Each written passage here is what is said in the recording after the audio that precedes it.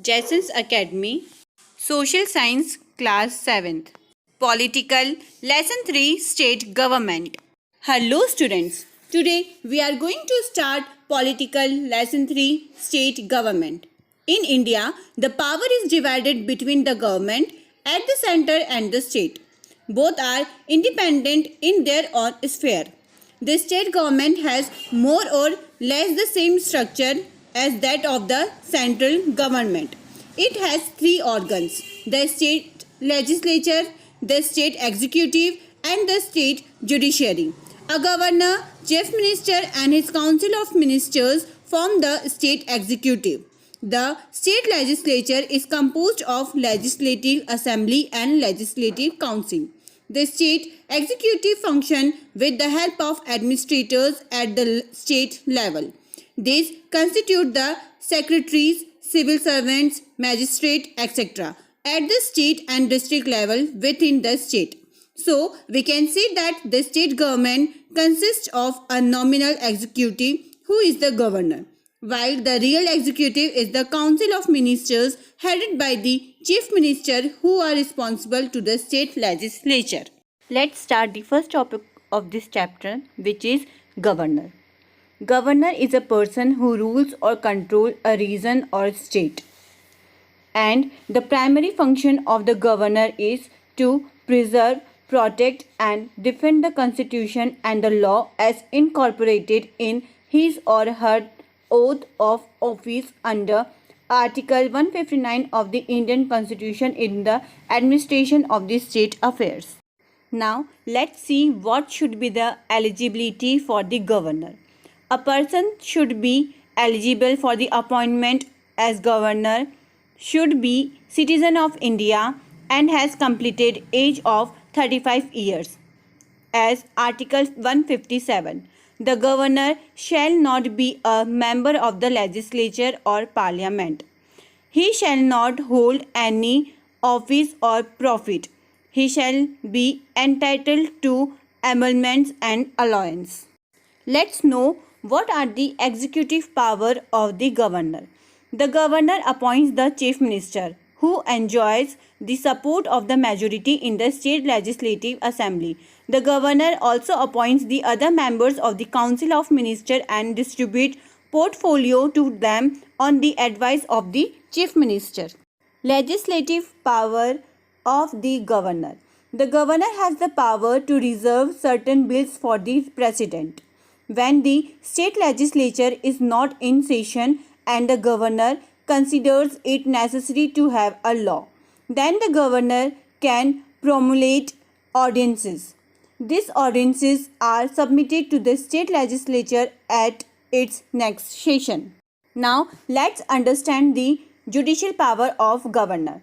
Power of governor to grant pardons, etc., and to suspend, remit, or commute sentence in certain cases.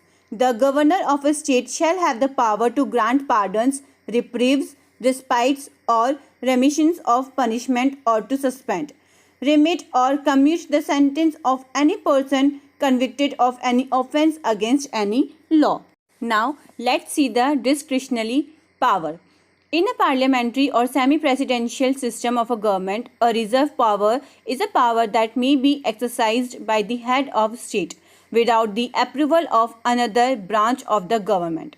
Unlike in a presidential system of government, the head of state is generally constrained by the cabinet or the legislature in the parliamentary system, and most reserve power are usable only in certain exceptional circumstances. In some countries, reserve power go by another name. For instance, the reserve power of the president or Ireland are called discretionary power.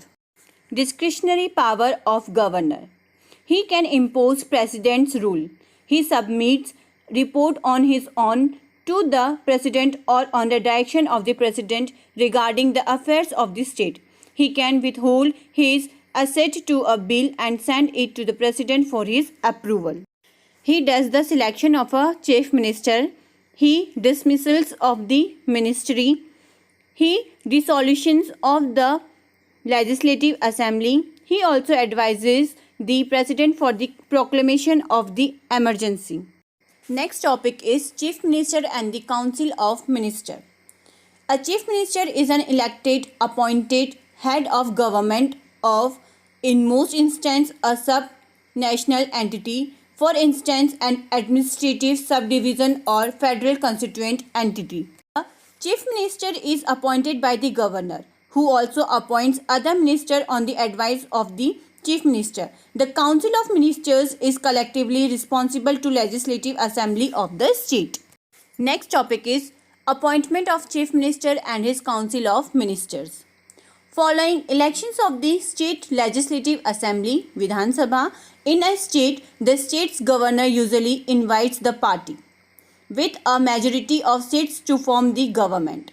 The governor appoints and swears in the Chief Minister, whose councils of ministers are collectively responsible for the assembly. The Chief Minister selects other peoples as minister, and then the governor of the state appoints the Chief Minister and other ministers who are elected by the minister are appointed as the Council of Ministers. Next topic is functions and powers of the Chief Minister. A Chief Minister is understood to be first among equals. They would be the Chief Minister or advisor to the nominal head of their state, the chair of cabinet and leader of the main governing political party in the legislative. The Chief Minister is head of the Council of Ministers. He is also the link between the governor and the Council of Ministers in the following way. He communicates all the decisions of the Council of Ministers to the governor. Now, let's see the next topic, which is functions of State Council of Ministers. Directing government policy and making decisions about national issues. Spending a lot of time discussing current national problems and how this can be solved. Presenting bills, proposed laws from their government departments. Now let's see next topic, which is state legislature. Each state has a legislative assembly. A state legislature that has one house, state legislative assembly, Vidhan Sabha, is a unicameral legislature. A state legislature that has two houses, the state legislative assembly and legislative council, Vidhan Parishad, is a bicameral legislature. Let's see the composition of legislative council. The size of the state legislative council cannot be more than 1/3 of the membership of the state legislative assembly. However, its size cannot be less than 40 members. These members elect the chairman and deputy chairman of the state legislative council. 1/3 are elected by the members of local bodies such as municipalities, gram panchayats, panchayat samiti and district councils. 1/3 are elected by the members of legislative assembly of the state from among the persons who are not member of the state legislative assembly. 1/6 are nominated by the governor from persons having knowledge or practical experiences in fields such as literature, science, art, the cooperative movement and social services. 1/12 are elected by the person who are graduates of 3 years standing residing in that state. 1/12 are elected by teachers who had spent at least 3 years in teaching in educational institutions within the state, not lower than secondary schools including colleges and universities. So this was the composition of Legislative Council. Now let's see the composition of Legislative Assembly. The Legislative Assembly of each state consists of members not more than 500 and not less than 60 according to its population. They are elected directly on the basis of adult suffrage from territorial constituencies. Most of the constituencies are single-membered, but a few are plural-membered also. After each census, the number of seats in Legislative Assembly of each state and division of each state into territorial constituencies is readjusted according to a prescribed manner. Article 332 of the Constitution provides for the reservation of seats in the Assembly of every state for the scheduled castes and tribes on the population basis.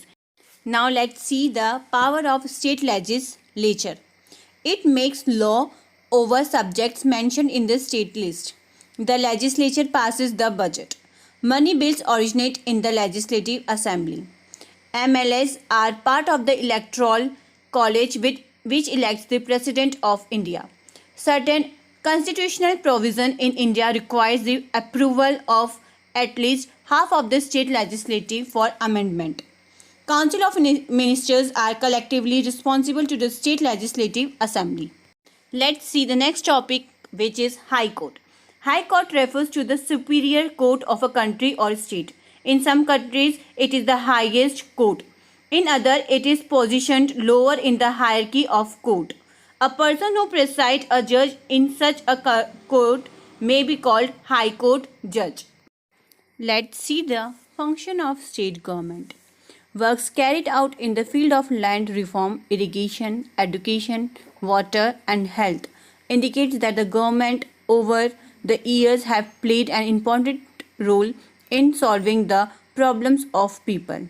Let us take the example of land reforms to assess the following attributes of the functioning of the state government. Role played by the government in solving the problem, factors involved in distribution of services or resources, access of certain localities, communities to these resources. Now let's understand next topic, which is Land Acquisition Act. Land acquisition can be defined as the action of the government whereby it acquires land from its owners in order to pursue certain public purpose or for any company. The collector shall, after making his comments, forward it to the central government, whose decision on the matter shall be final.